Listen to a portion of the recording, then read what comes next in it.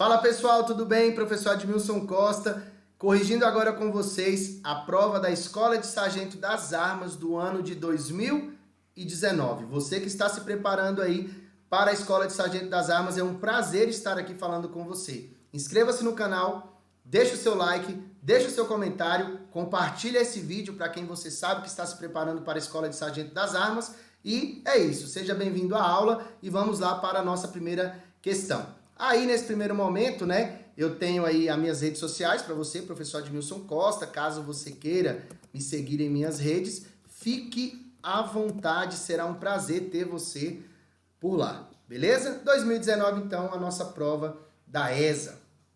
Show!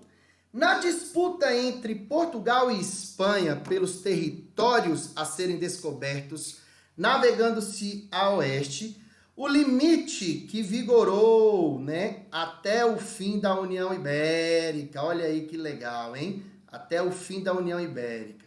Beleza. Lá na correção anterior, né, eu falei com vocês sobre este meridiano aqui. E não tem muito, pessoal, o que ficar falando, né? Esta questão é muito fácil, diga-se de passagem. Meridiano de Tordesilhas. Não tem para onde correr. Né? Isso aí, uma criança que está no 6º ano sabe que quem dividiu as terras, né? As novas terras encontradas na navegação entre Espanha e Portugal foi o meridiano de Tordesilhas, ou o famoso Tratado de Tordesilhas. Agora, eu preciso que você entenda o seguinte: esse acordo foi no ano de 1494. Mas no ano de 1493 houve um outro acordo anterior ao Tratado de Tordesilhas. E você precisa saber disso, beleza? Tá, qual acordo foi esse? Pessoal, a gente chama esse acordo de bula intercoeteira, tudo bem? Bula intercoeteira.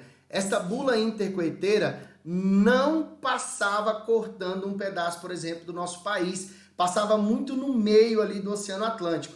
Porém, se a Espanha tinha chegado na América em 1492, o que ficou na cabeça, presta bem atenção nisso, o que ficou na cabeça do português? Lógico que tem mais terra naquela região. Então, tira essa linha do meio do Oceano Atlântico e leva ela mais. Levou e pegou um pedaço do Brasil, no que a gente chama, então, de Tratado de Tordesilhas. Tranquilidade? Beleza? Segunda questão. Vamos lá, então, para a nossa segunda questão. Na Segunda Guerra Mundial, diferente do que ocorreu na Primeira, teve a participação direta no conflito. O governo no qual se deu a inserção brasileira na Segunda Guerra Mundial foi Jânio Quadros. Jânio Quadros, pessoal, governa na década de 60, anota isso aí, beleza? Eurico Gaspar Dutra começa a governar a partir do ano de 1946. Anotou? Beleza. João Goulart governou também já na década de 60, o último presidente antes da Revolução de 1964 ou do golpe militar de 1964. Tudo bem? E na letra E, Juscelino Kubitschek, que governa na década de 50. Por que eu te falei as benditas destas datas? Porque a Segunda Guerra Mundial foi do ano de 1939 ao ano de 1945. Numa correção anterior aí, eu acho que no ano de 2017, eu falei para você. 1930 a 1934, o governo provisório. De 1934 a 1937, o governo constitucional. De 1937 ao ano de 1945, nós temos o Estado Novo.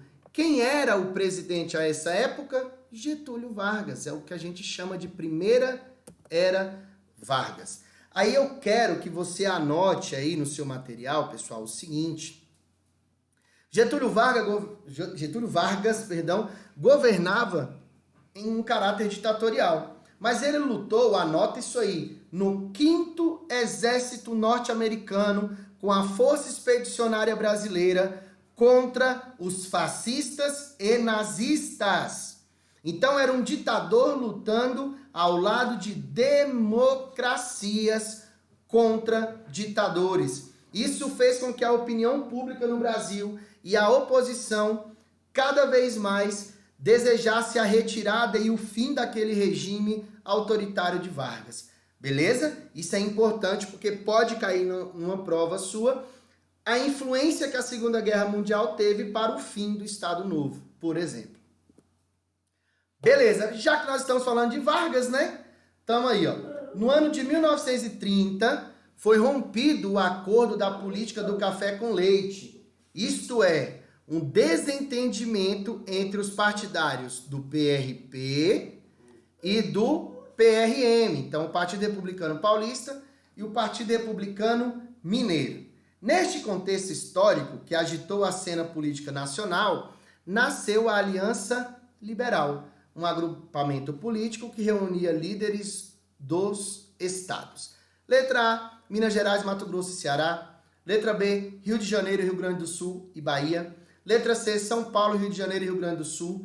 Letra D, São Paulo, Bahia e Rio Grande do Sul. E letra E, Rio Grande do Sul, Minas Gerais e Paraíba. Futuro aprovado e futuro aprovado. O que você precisa lembrar? Quando eu falo de Revolução de 30, eu falo de Getúlio Vargas tomando o poder de Washington Luiz antes mesmo dele passar este poder para o Júlio Prestes, que tinha vencido a eleição. Tá. Ele, ao invés de indicar um mineiro, indicou um paulista. E aí, então, quem vai romper o café com leite? Quem era que formava o café com leite? Café São Paulo, leite Minas Gerais. Economia de São Paulo e o número de parlamentares mineiros. Show de bola? Café com leite. Então, quem vai ficar rival de São Paulo? Inicialmente, Minas Gerais. Então, já tem que ter Minas Gerais na sua questão. Segundo ponto, forma-se a Aliança Liberal. A Aliança Liberal tem para presidente da República, Getúlio Vargas. Para vice-presidente, João Pessoa. Getúlio Vargas era gaúcho e João Pessoa era paraibano. Então, amado, futuro aprovado, qual vai ser a resposta correta? Letra E, Rio Grande do Sul, Minas Gerais e Paraíba. Tudo bem? Cachorro? Psiu, cala a boca. Tá atrapalhando aqui, rapaz. Vamos lá. Então, Rio Grande do Sul, Minas Gerais e Paraíba. Não seja professor e tenha cachorro em casa, viu? Mas vamos lá então, pessoal. As primeiras atividades econômicas na América Portuguesa, por parte do governo, concentraram-se na extração do pau-brasil. Beleza, extração de pau-brasil. Dentro do regime de letra A, escambo. Letra B, estanco. Letra C, concessão. Letra D, permissão. E letra E, doação. Beleza? Então eu tenho essas 5 alternativas aí. Aí o que eu preciso que você compreenda? Presta bem atenção. Nós temos alguns períodos na história brasileira. Nós fomos encontrados no ano de 1500. Não foi isso? Beleza. Pedro Álvares Cabral chegou aqui em 1500. O Brasil já foi colonizado de cara? Não, a América Portuguesa não foi colonizada de cara. Por quê? Porque tinha-se um interesse lá nas Índias, nas especiarias. E aí teve uma omissão dessa colonização. O que se encontrou? Pau-brasil. Para encontrar o pau-brasil, houve o escambo, que é a troca. Então pega aqui umas quinquilharias e me mostra onde está o pau-brasil e você até traz para mim. Beleza. Aí muitos marcaram essa questão, achando que era o escambo, que era a letra A. Mas presta atenção, ele está dizendo da presença portuguesa por parte do governo. Opa! Se eu estou falando de algo por parte do governo, eu estou falando de uma posse do governo português. E aí a posse não é mais escambo, porque escambo é troca. Ele não está trocando. Se ele possui, ele está pegando o que é dele. E aí o nome disso, pessoal, é monopólio da produção ou da extração. E aí na ideia de monopólio da extração, toma aí essa resposta. Chupa essa manga. Estanco e não escambo. Show de bola? Concessão, permissão, doação, não está falando de nada aí, né? Porque está falando assim, ó, por parte do governo, ou seja, ele não está concedendo para ninguém, ele não está permitindo para ninguém e ele muito menos está doando para alguém. Quando ele for fazer doação, se chama capitanias hereditárias, que dava a concessão e permitia, beleza? Mas não tem como se encaixar aqui. Bacana. Aí a gente vai então para outra questão que diz o seguinte, ó. Nos anos 1624, 1635, né, nesse intervalo aí, ocorreu a primeira tentativa dos holandeses de invadir e conquistar territórios do Nordeste brasileiro, que fracassou. Então, essa primeira invasão ocorreu na cidade de letra A, Salvador, letra B, Natal, letra C, Recife, letra D, São Cristóvão, letra E, João Pessoa. Olha que interessante isso, né? E aí você não pode deixar essa informação passar desapercebida por você. Pessoal, algo que é muito importante quando a gente trabalha aqui a ideia desta questão é você lembrar o porquê que os holandeses tentaram invadir. Era por conta da cana-de-açúcar, lembra disso? A cana-de-açúcar que eles tinham, né, promovido ali essa montagem toda com seus capitais. Lembra disso? Beleza. Aí o que é importante você lembrar? Depois que as capitanias hereditárias fracassaram, o que Portugal criou? Você lembra disso? O governo geral. Capitania hereditária é descentralização. Governo geral é centralização. O governo geral extinguiu a capitania hereditária? Não extinguiu a capitania hereditária. Show? Beleza? Mas criou o governo geral. Qual é a primeira capital do Brasil? Salvador. Certo? Porque lá era a sede do governo geral. E era onde funcionava a capitania da Bahia. Outra coisa que você tem que lembrar. Se você assistiu aula comigo, por exemplo, no Gran Cursos Online, né, onde a gente faz uma preparação bacana aí, eu sempre falo isso, que o Boris Fausto traz essa informação no seu livro A História do Brasil, que na época anterior ao governo geral nós teremos só 2 capitanias hereditárias que vão prosperar com muita ênfase. Quais, na verdade? São Vicente e Pernambuco.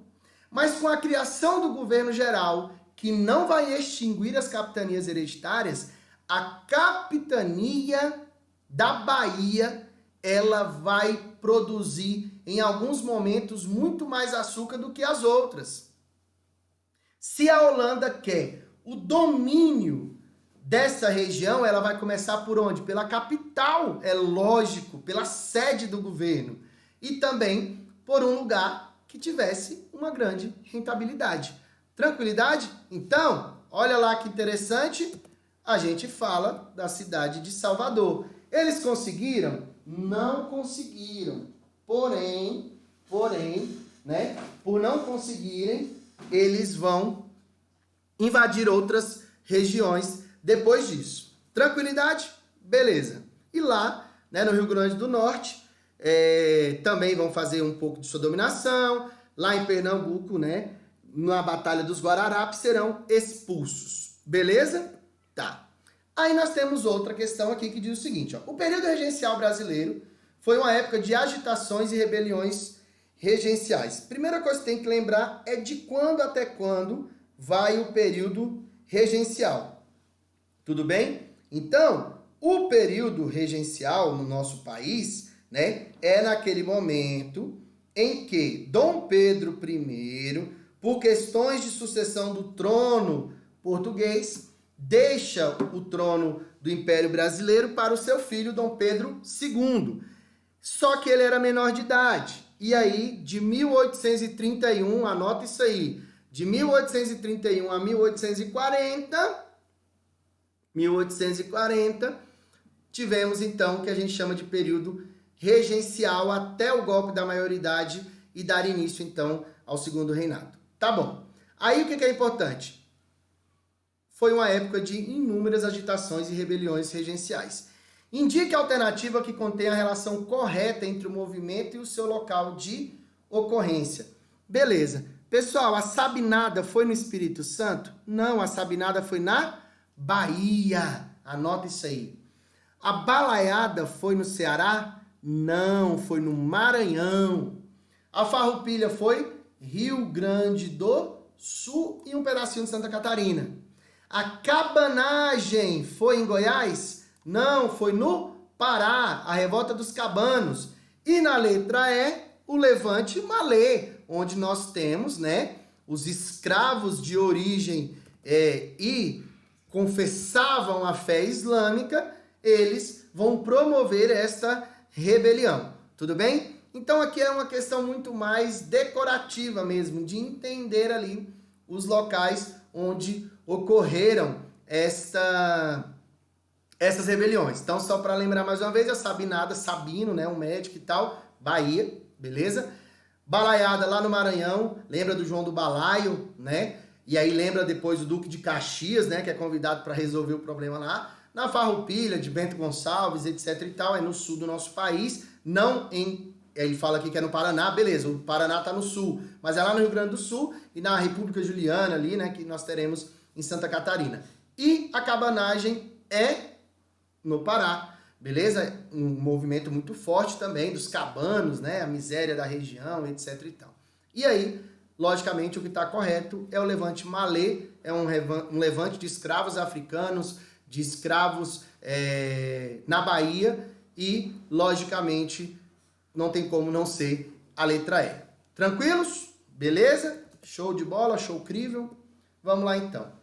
É isso. Vamos lá para lá, né, Edmilson? Já terminamos aqui a nossa correção. Pessoal, então já que nós terminamos a correção, não deixe de se inscrever aqui no canal, não deixe de deixar o seu like, muito menos de comentar. Comenta o que você achou, se você gostou, etc e tal. Se tem alguma dúvida, pode mandar aí pra gente nos comentários. Caso eu não responda aqui no YouTube, vai lá no meu Instagram, Professor Admilson Costa, será um prazer ter você por lá.